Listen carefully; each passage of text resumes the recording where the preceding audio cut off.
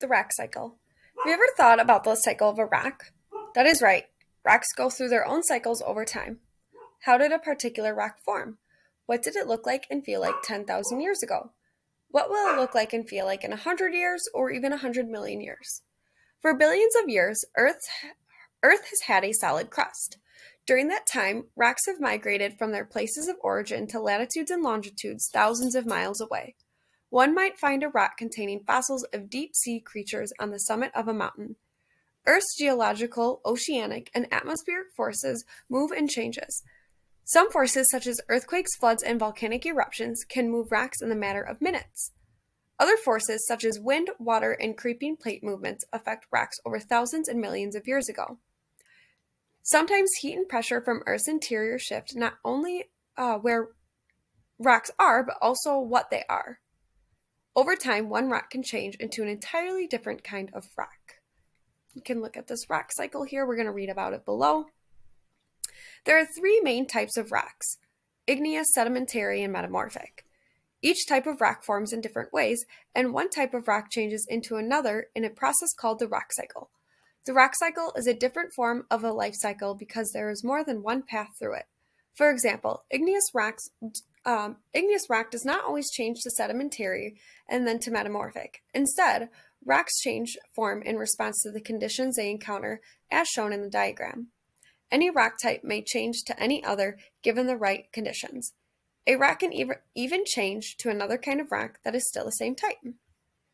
Igneous rocks form when magma or lava cools and crystallizes on or below Earth's surface. For example, after a volcanic eruption, the flowing lava slows, cools, and hardens to form rock. Over time, the processes at Earth's surface change the rock.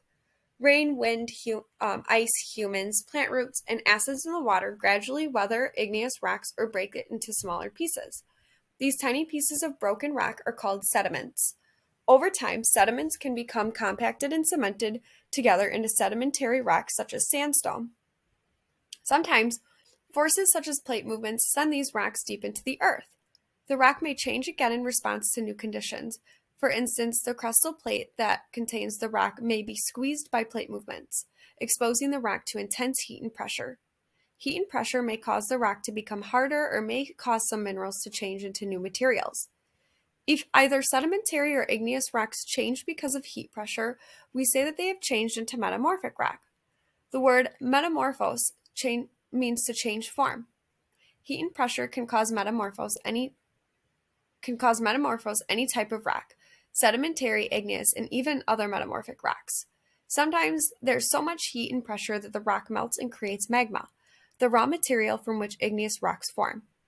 If the rock does not melt, it might still soften enough to become ductile. If the pressure comes from opposite directions, minerals in the rock might slowly migrate and line up together. The minerals form flaky layers or color bands called foliations. Foliation in rocks is a sign that pressure and heat were applied to the rock over long periods of times. The rock cycle is continually at work on Earth.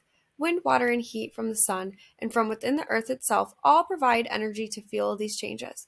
While the land and rocks you see around you may seem like they were always there, the truth is they were once in different places and did not look like they do now, and if you could return in 1,000 years, they would look different still.